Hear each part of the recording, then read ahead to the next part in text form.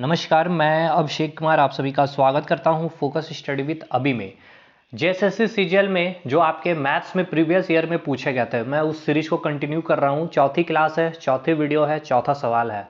और पहले, दूसरे, तीसरे में हमने देखा मेंसुरेशन में आपके ट्राइंगल बेस्ड से जो क्वेश्चन बने हैं और क्वाड्रिलेटरल बेस्ड यानी कि त्रिभुज और चतुर्भुज से जो क्वेश्चन बने हुए थे, उसमें से मैंने एक चतुर्भुज कह ले तो समांतर पैरेललोग्राम की जितनी प्रॉपर्टियां थी हमने बता दी थी। बट अब आपके अगर डिमांड होंगे तो मैं कोशिश करूंगा कि जितने भी है, चाहे वो ट्राइंगल हो, चाहे वो आपका क्वाड्रिलेटरल हो, चाहे आपका सर्कल हो, चाहे आपका क्यूबॉइड हो, क्यूब हो, मतलब 3D में जितनी भी प्रॉपर्टियां हैं सबकी मैं प्रॉपर्टीज एक जगह समझा दूं और उसके एक दो दो एग्जाम्पल लेकर के जो एग्जाम के पॉइंट ऑफ व्यू से इंपॉर्टेंट है उसको मैं करवा दूं। ठीक है, इससे आपको पूरा का पूरा चीज रिवाइज भी हो जाएगा। क्योंकि अगर आपने देखा होगा और मैं आपको दिखाऊंगा भी कि आउट ऑफ 20 क्वेश्चन, ठीक है, मैथ्स में केवल 8 सवाल आपके मेंसुरेशन से बने हुए थे। 2D और 3D में दोनों मिला के बात कर रहा हूँ।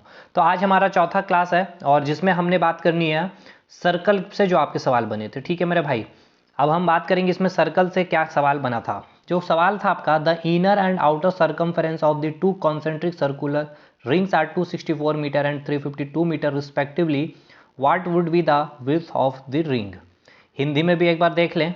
दो संकेंद्रित वृत्ताकार चक्र की आंतरिक और बाह्य परिधियां क्रमशः 264 मीटर, 352 मीटर।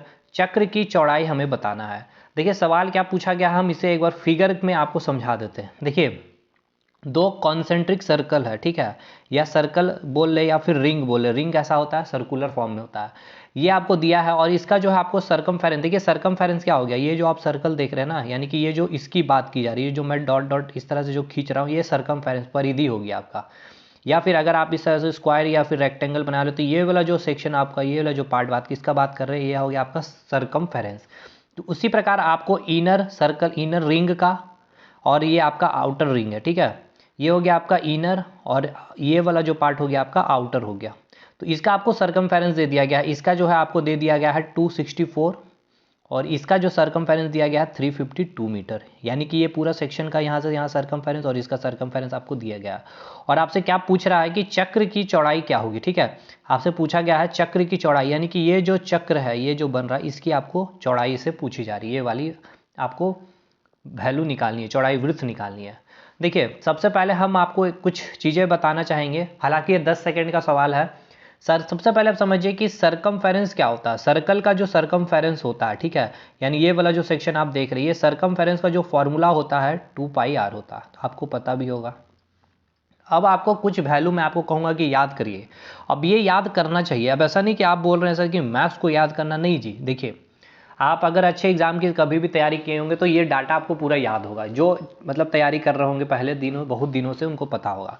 देखिए जब r की वैल्यू 7 होती है, r बोले तो रेडियस की वैल्यू जब 7 होती है तो परिधि क्या होती है, ये मैं सर्कल का बात कर रहा हूँ, ठीक है। परिधि क्या होता है, 44 होता है। एरिया क्या होता है, 154 होता है। अब कहेंगे कि ये कैसे हुआ सर। देखिए मैं याद भी नहीं करूँगा, मैं समझाऊंगा आपको।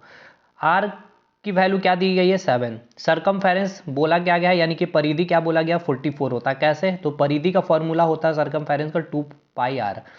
2 इंटू 22/7, आर का वैल्यू हो गया 7। 7 से कट करेंगे तो हमारा 22 दूनी 44 मीटर, ये आ गया आपका सर्कमफेरेंस। ठीक है, ये क्लियर हो गया आपका। अब हमें बात करनी है कि सर एरिया कैसे आया, 154। एरिया क्या होता है सर्कल का, तो पाई r स्क्वायर। पाई की वैल्यू हो गई, पाई की वैल्यू 22/7, आर की वैल्यू हो गई 7 इंटू 7। यहाँ से आप करेंगे 22 इंटू 7 तो आपका वैल्यू आएगा 154।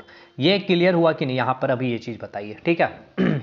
तो वही चीज़ मैंने यहाँ पे बस कैलकुलेट करके दिखाया, 2π4 करके, 2πr करके और πr स्क्वायर करके। अब देखिए मैंने क्या किया है, इस 7 में x का मल्टीप्लाई कर दिया। 7 में मैंने x का मल्टीप्लाई किया। 7 में जब हम x का मल्टीप्लाई कर रहे हैं तो क्या आएगा, 7x आएगा। उसी प्रकार अगर हम 44 में, यहाँ मैंने रेडियस में x का मल्टीप्लाई किया है तो परिधि में भी क्या करना पड़ेगा आपको, x का मल्टीप्लाई करना पड़ेगा।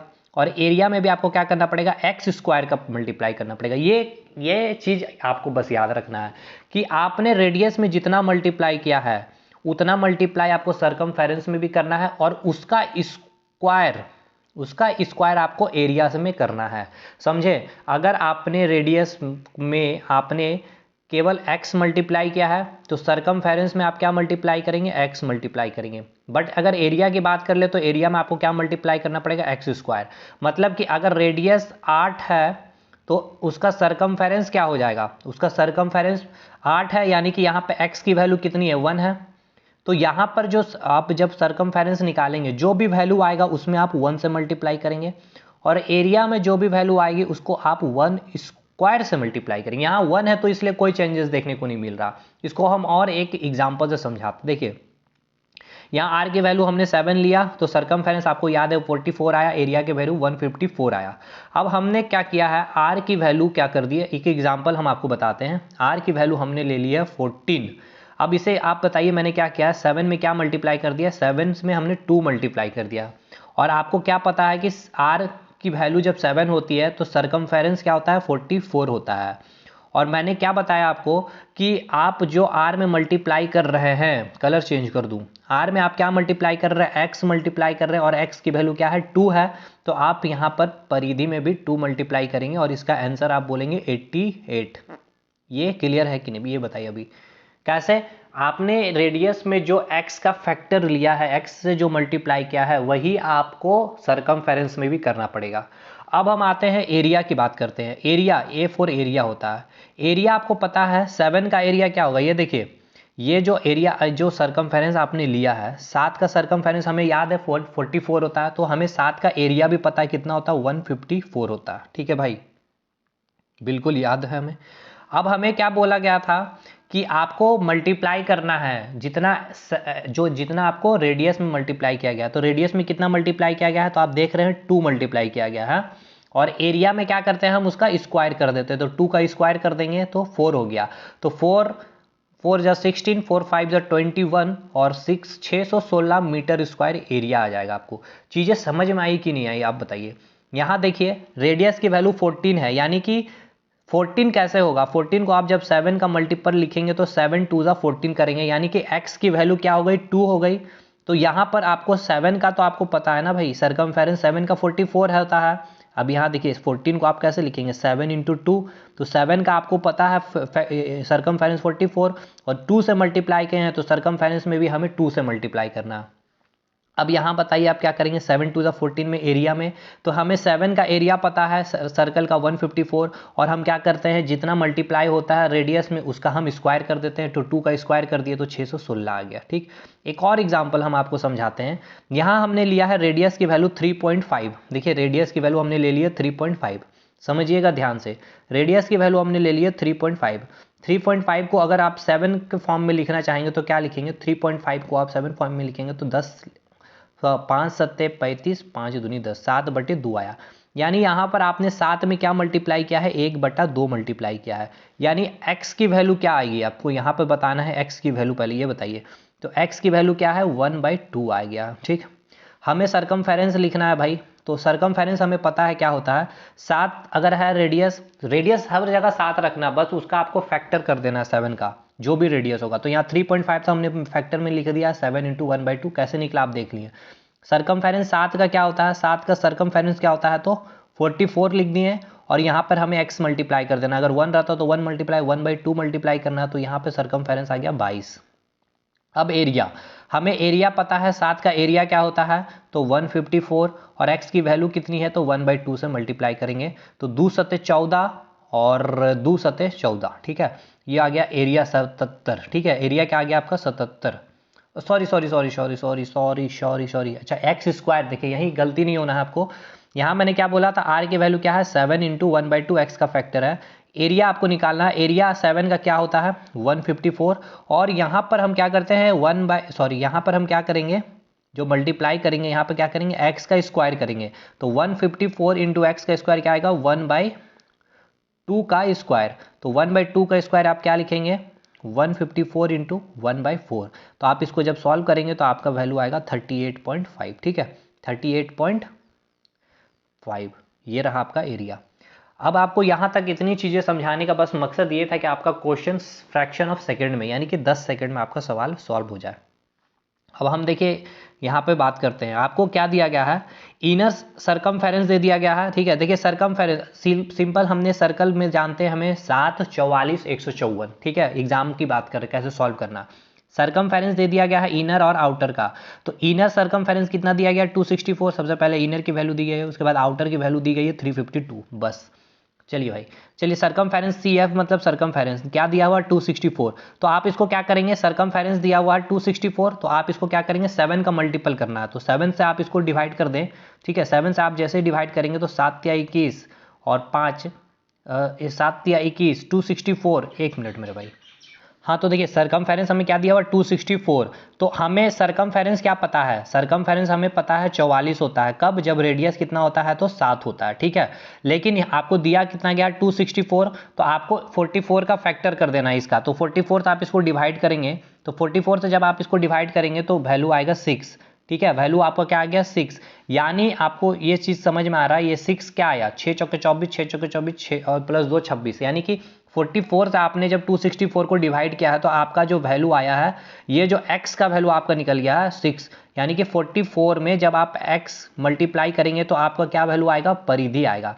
तो आप 44 में 6 आपने मल्टीप्लाई कर दिया है, और 6 मल्टीप्लाई करने का मतलब क्या समझ में आ रहा है, देखिए ये 6 क्या हो गया, x की वैल्यू हो गया, 44 क्या हो गया 7 रेडियस का परिमाप परिधि हो गया। ठीक है, यानी कि अगर आपसे पूछा जाए रेडियस क्या होगा, तो रेडियस तो आप तुरंत बता देंगे 44 होगा का 44 का 7 और x की वैल्यू 6 मल्टीप्लाई करेंगे तो 7 छक 42, ये रेडियस आ गया 42। ठीक है, ये देखिए रेडियस आपको क्या आ गया 42।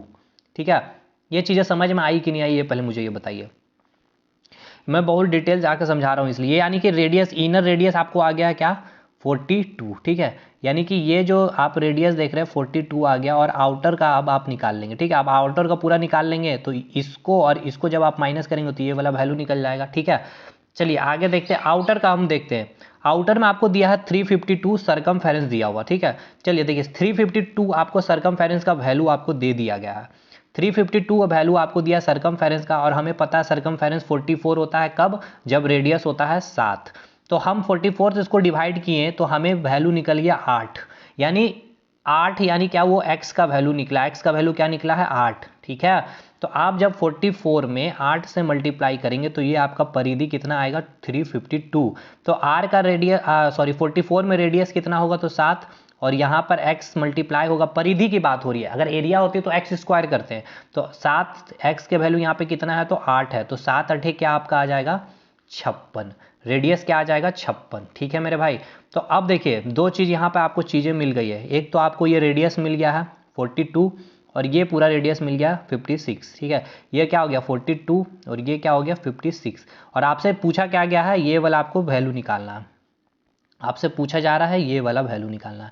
तो आप R2 माइनस R1 करेंगे तो 56 में जब आप 42 घटाते हैं, जब 56 में आप 42 घटाते हो तो क्या आता है 14 आता है। ठीक है, तो इसका सही आंसर क्या हो जाएगा 14, इसका 14 जो हो जाएगा, इसका 14 मीटर इसका आंसर सही हो जाएगा। अब देखिए कैसे एग्जाम में आपको अप्रोच लेना, अब हम एग्जाम के व्यू से बात करेंगे। The inner and outer circumference हमें दे दिया गया है, इनर सरकमफेरेंस और आउटर सरकमफेरेंस। हमें जैसे सरकमफेरेंस का नाम सुनना है, सर्कल पे ट्रिक करना है, R 7 होता है, सरकमफेरेंस 44 होता है, 154 होता है। ठीक है, 154 होता है। सरकमफेरेंस में हम मल्टीप्लाई करते हैं x से, यहाँ पर अगर x मल्टीप्लाई हो रहा है, जो मल्टीप्लाई होगा, और यहाँ पर x स्क्वायर से मल्टीप्लाई करते हैं। चलिए हमें सरकमफेरेंस दे दिया गया 264 हमें सरकमफेरेंस दे दिया गया है, और हमें क्या पता है 44 सरकमफेरेंस पता है, किसके लिए 7 रेडियस के लिए। पर आपका सरकमफेरेंस तो 44 नहीं है ना भाई, आपका सरकमफेरेंस क्या है 264 है। तो आपको देखना है कि 44 में हम क्या मल्टीप्लाई करें, 44 में हम क्या मल्टीप्लाई करेंगे कि आपका 264 बनेगा। तो आप देख लीजिए इसका फैक्टर है कि नहीं, कटता है कि नहीं, तो आप देखेंगे जो भी रहेगा वो कटेगा ही कटेगा। तो 6 बार में कट जा रहा है, यानी कि 6 से मल्टीप्लाई हो रहा परिधि में, तो रेडियस में भी हम 6 से मल्टीप्लाई कर देंगे, 7 छक 42 आ गया। इनर रेडियस हम फटाक से 42 निकाल लेंगे। ठीक है, फटाक से हमने 42 निकाल लिया। अब हमने दूसरा सरकमफेरेंस देखना है, 352 दिया हुआ है भाई, 44 परिधि है, तो 44 इसका कंप्लीट डिविजिबल है 8 बार में, यानी कि 8 से मल्टीप्लाई है परिधि में, तो रेडियस भी 7 गुना 8 हो जाएगा, क्योंकि 44 का रेडियस आता तो 7 8 56 हो गया। बस दो रेडियस हमें जैसे पता चल गया भाई, दोनों रेडियस हमें पता चल गया, ये पता चल गया और ये पता चल गया, तो हम इसको और इससे माइनस कर देंगे तो ये वाला वैल्यू निकल जाएगा चौड़ाई 14 मीटर आंसर। ठीक है, तो देखिए 3-4 क्वेश्चन जब इस पर प्रैक्टिस करेंगे, जब मैं करवाऊंगा आपको चीज़ें पूरी प्रॉपर्टीज वेस्ट सारा कुछ, इसमें और भी बहुत कुछ है आपको। ठीक है, कुछ चीज़ें याद रखने से बहुत जल्द क्वेश्चन आउट सॉल्व हो जाएगी। यहाँ पर टाइम लेने का मकसद ये था कि चीज़ें आप समझे बखूबी से कि आप एग्जाम में कैसे फास्ट, मैंने पूरा डिटेल भी समझा दिया, एग्जाम पॉइंट में आपको कैसे एग्जाम में यूज़ भी करना वो भी मैंने कोशिश किया समझाने का। देखिए अगर वीडियो अच्छा लगा हो तो लाइक करिएगा, दोस्तों तक शेयर करिएगा और कमेंट करके आप हमें ज़रूर बताएं क्या ये आपके लिए फ्रूटफुल है, बेनिफिशियल है या नहीं, और इसको मैं डिटेल में कवर करवा दूँ या नहीं। ठीक है, आपके कमेंट्स, आपके लाइक बहुत मायने रखते हैं, आप चीज़ों को समझिए। ठीक है, चलिए मिलेंगे हम लोग अगले वीडियो में, तब तक के लिए धन्यवाद।